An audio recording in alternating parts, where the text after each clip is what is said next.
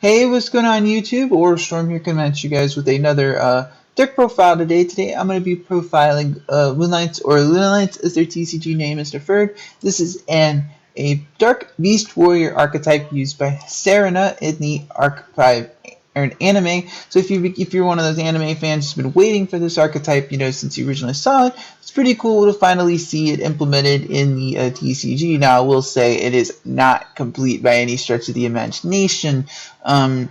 And because there's a couple cards that we are missing. We're missing Crimson Fox. So if you know, Crimson Fox is easily one of the better monsters. Not only does it have a really decent stat line, 1800 attack, 1800 attack, which is really good. So if it's sent to a graveyard by a card effect, you can target one face-up monster your opponent controls, attacks becomes 0. So if you know how Moonlights or Lunalights work, being able to just single-handedly just reduce your opponent's monster to 0 and just attack that game is really good. The second effect during either player's turn, when a card or effect is activated that targets a Moonlight or whatever Lunalight monster you control, you can banish it from this card from your graveyard, negate the activation. If you do, both players gain 1,000 life. I don't really know why they tacked it on there, but because Konami.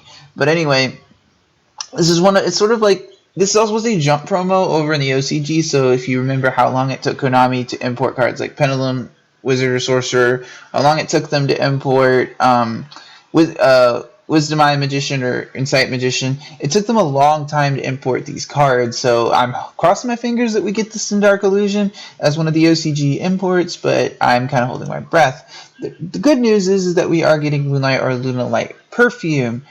So I don't really know why it has the top text. This card is never treated as a Lunalight card.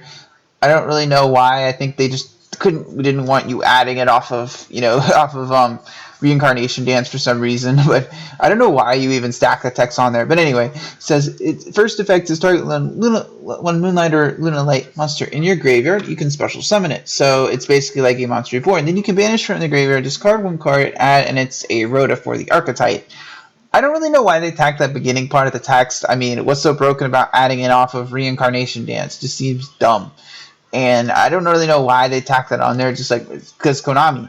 Then Cattle Calling is a new card we got as a TCG exclusive in Shining Victories. I still feel that Fusion Tag does the job better because, unfortunately, you can't grab Panzer Dancer from the extra deck because it has to be first be Fusion Summon. It reads similar to Construct, which is dumb, but it is what it is. So, by the way, let's go ahead and get to the deck profiles. First off, we get 3 copies of Blue Cat. Blue Cat is sort of like your floater, if you will. Basically, whenever it's destroyed by battle, a card effect, you can grab a Moonlight monster from your deck, but the effect you really care about is when it's special summoned, you can target a Moonlight or Lunalight monster you control. It gets double attack, so your Cat Dancer will go up to 4,800, your Panther Dancer is up to 5,600. You're kind of getting the idea. This card is one of the probably most integral combo pieces.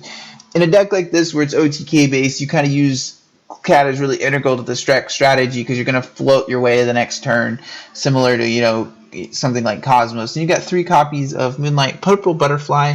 Butterfly can be sent to the hand of the graveyard, target one, then target a Moonlight monster you control, and it'll gain 1,000 attack on the turn. I really wish this said during either player's turn. It could be so good if it said that, but sadly it doesn't. And then you can banish the graveyard to special summon a Moonlight monster from your hand. This is the one that typically I have it at 3 in this particular build, but I usually bump it down to 2 for a lot of reasons. It's level 3, so you can't overlay with it, which is mind-numbingly aggravating, but nevertheless is what it is. Then 3 copies of Moonlight White Rabbit. So White Rabbit's effects, when it's normal summon, it's basically like a Blizzard. It special summons a Wolfbark. It special summons a Moonlight monster from your graveyard except itself. The really other good effect that White Rabbit has, it can bounce spells and traps your opponent controls up to the number of other Moonlight monsters you control. So say you have 3 monsters out, and including this, you can bounce 2. Being able to clear back row is pretty relevant for a deck like this because the boss monsters have protections from some things, but the cards like Storming Mirror Force are easily get these cards off the field. And then, of course, 3 copies of Black Sheep. Black Sheep is probably one of the most important ones because Black Sheep's first effect, you can discard it to add a Moonlight monster from your graveyard to your hand except itself. Then you can add 1 polymerization from deck to your hand. I really wish it re-added from graveyard because that's one of the worst things about this deck is if you don't have Fusion Recovery to grab your poly back, you're in a world of hurt. Then it's sort of similar to Shadow Mist in that it replaces itself. When it's used since the graveyard is a fusion material, you can add one card among the Moonlight monsters in your graveyard or that are face up on your extra deck. So you can recycle your pendulums, you can recycle your monsters in your graveyard, so it's really good. Then you can't recycle itself, obviously. Then for the pendulums, you got 3 Moonlight Tigers. So Tiger's Pendulum effect allows you to target a Moonlight monster graveyard, special summon it, but it has a bunch of restrictions. Effects negate, it cannot attack, destroy the game phase.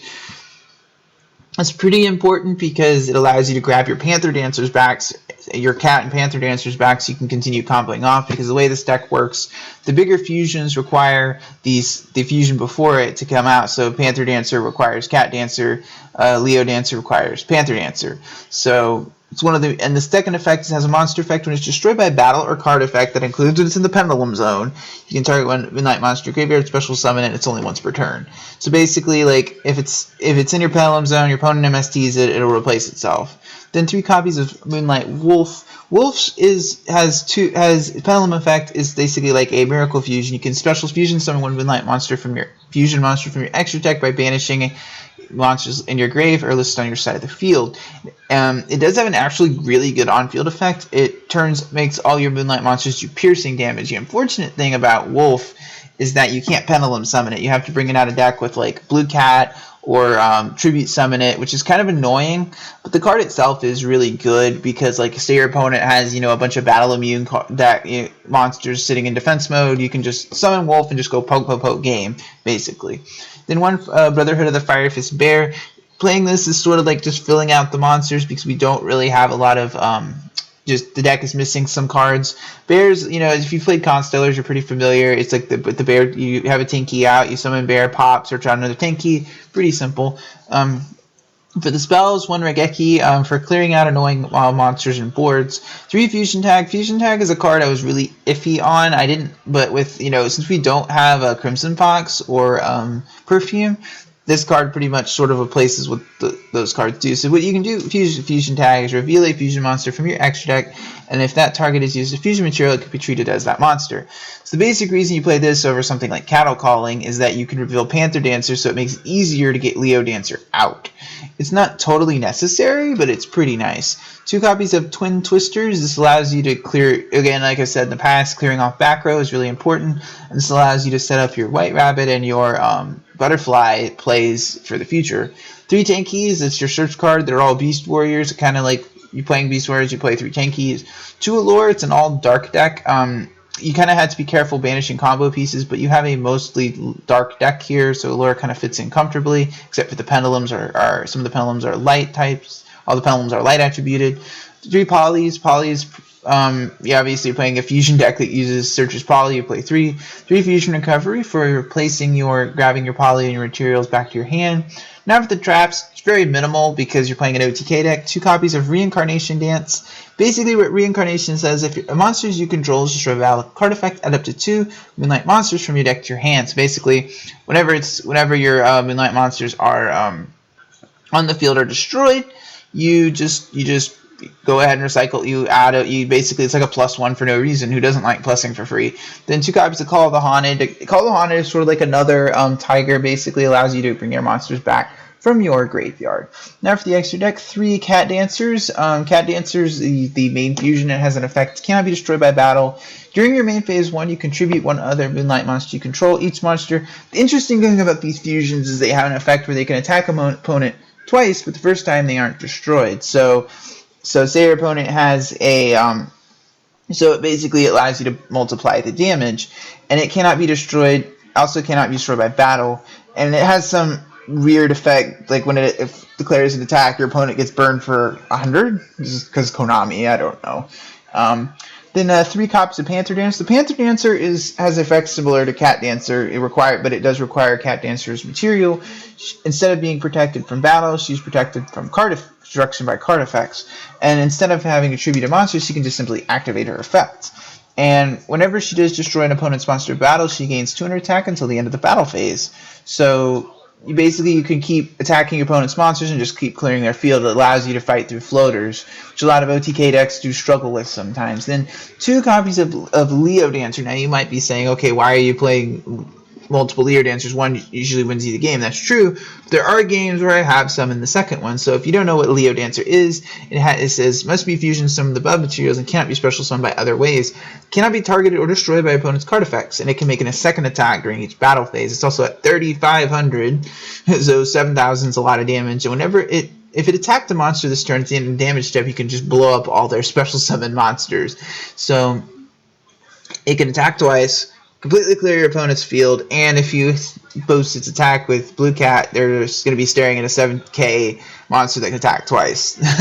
That's like well over what you need per game. Then for the Exceeds, 1 copy of Sky Cavalry Centuria, mostly because you can make it with White Rabbit and Black Sheep. It allows you to get over some annoying monsters like Bilzo that this deck sometimes does struggle with. 1 copy of Gachi Gachi is a rank 2, and it's always a solid call if you're playing if you can make rank 2s.